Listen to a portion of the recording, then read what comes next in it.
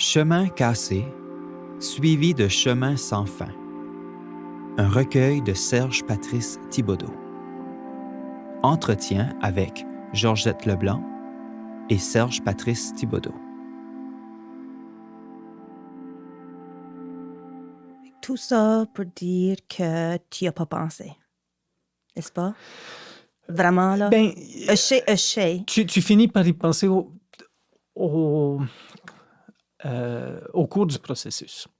Je me suis rendu compte, peut-être parce que là où je vais, ma cachette, qui n'en est pas une à Cuba, donne sur l'océan Atlantique et pas vraiment la mer des Caraïbes. Donc, c'est pour ça que je me suis baigné dans l'Atlantique. Et je suis revenu en Acadie à 16 ans et demi parce que j'aime l'écosystème de l'Atlantique. Je vais à Terre-Neuve, je me sens chez moi. Je vais en Nouvelle-Écosse, je suis chez moi. L'île du Prince-Édouard, je suis chez moi. Il y a la marée 4 fois par jour au centre-ville de Moncton. J'ai appris à connaître et à étudier le phénomène des marées.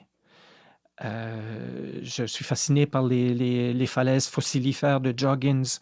La ville de Moncton est une des seules villes au monde qui soit située à l'intérieur d'une réserve de biosphère de l'UNESCO, parce qu'on est dans l'estuaire de la baie de Fundy. Et chaque fois que j'entre au bureau, mon premier réflexe, c'est de regarder si la marée est haute ou non, parce que je vois la rivière Petit-Kodiak de mon bureau, et quand la marée est haute, c'est très impressionnant. Donc, je vis au cycle des marées. Et l'Atlantique s'est imposé comme thème dans ce livre.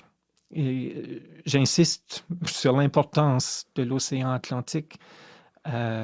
Et depuis quelques années, j'ai côtoyé des écrivains de langue anglaise dans des provinces maritimes et de Terre-Neuve. Et je trouve on revient à l'identité, hein. On a vraiment un rapport à l'Atlantique qui est très, très, très fort, différent chez chacun et chacune. Mais on vit constamment dans cet écosystème.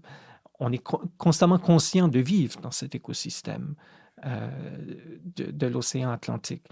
Et donc, j'avais déjà voulu parcourir le littoral en le faisant en Argentine, en Patagonie, jusqu'à la Terre de Feu. Et ça m'avait l'idée de faire la même chose le long de la basse côte nord du Québec et le long des côtes du Labrador en bateau, ce que j'ai fait. Donc, mon rapport à l'Atlantique se développe au fil du temps et de livre en livre. Et j'aime les îles. J'ai toujours adoré les îles et les villes portuaires. Ça, j'ai habité Montréal, c'est pas seulement parce que c'était la métropole francophone de l'Amérique du Nord, mais Montréal est quand même une ville portuaire, hein. Il y a 5000 personnes qui travaillent tous les jours dans le port de Montréal. Québec aussi, quand j'étudiais à Québec, j'entendais la sirène des bateaux. Donc, ça m'a toujours... Puis, il faut dire aussi que j'ai vu la première fois l'océan Atlantique à l'âge de 17 ans en Afrique, de l'autre côté, en Côte d'Ivoire, quand j'étais dans Jeunesse Canada Monde. Je me suis baigné dans l'Atlantique pour la première fois le 16 décembre 1976.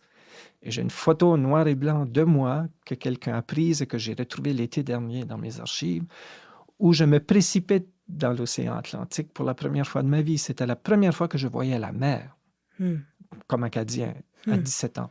En Afrique. De l'autre bord de l'Atlantique. Et j'ai passé 3 mois en Hollande, quand j'étais écrivain en résidence à Amsterdam, et j'étais toujours rendu sur le littoral. J'ai fait les îles Frisonne dans le nord.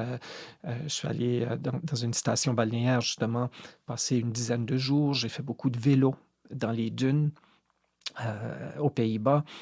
Donc, je suis fasciné par l'océan et je sens un sentiment d'appartenance très, très fort à l'Atlantique. Et j'aimerais poursuivre dans cette veine-là. Je ne sais pas trop qu'est-ce que ça va donner. Je serais peut-être tenté de passer à l'écriture de soi. Je sais que c'est un peu une mode présentement en littérature. On va beaucoup apparaître de récits ou d'essais littéraires qui sont vraiment de l'écriture de soi ou de l'autofiction.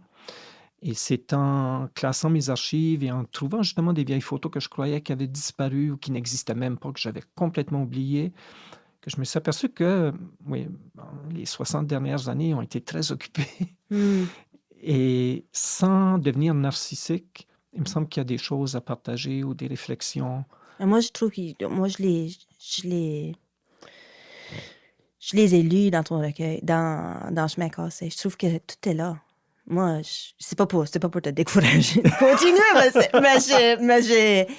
c'est ce qui m'a fait plaisir, justement. C'est comme tout était là. Tout est là. Tout est...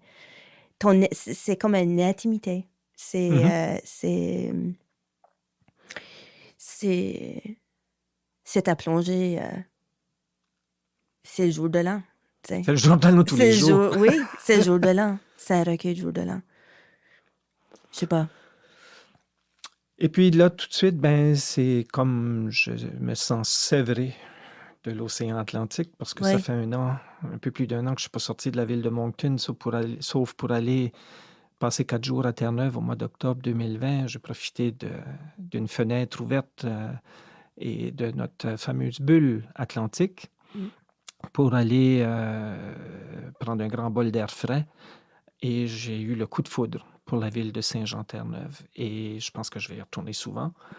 Et donc, Terre-Neuve est mon île du Nord, ou de l'Est, plus de l'Est, comme Cuba est mon île du Sud. Et je m'ennuie beaucoup d'Halifax. Je suis pas retourné. Je pense que la dernière fois que je suis allé à Halifax, nous étions ensemble en janvier 2020 avec notre ami Sue Goyette et Daniel Leblanc. Je suis pas retourné à Halifax depuis et ça me manque beaucoup parce que quand j'avais envie de me changer les idées, je sautais dans l'autobus et j'allais passer une fin de semaine à Halifax justement à cause du port de mer. Donc, j'espère que dans les mois, les semaines à venir, que la situation redevienne un peu plus vivable. Et à ma grande... non, c'est pas vraiment ma grande surprise, mais je me rends compte qu'en 30 ans, c'est la première fois que je suis 6 mois sans avoir écrit une seule ligne. Et je pense que la sédentarité commence à être un peu pénible et, fait obstacle à la création. Mais entre-temps, je me dis, je suis créatif, je suis en train de, comme j'y ai fait allusion un peu plus tôt, je suis en train de me reconstruire un écosystème. Donc, la créativité, on peut la vivre de différentes façons.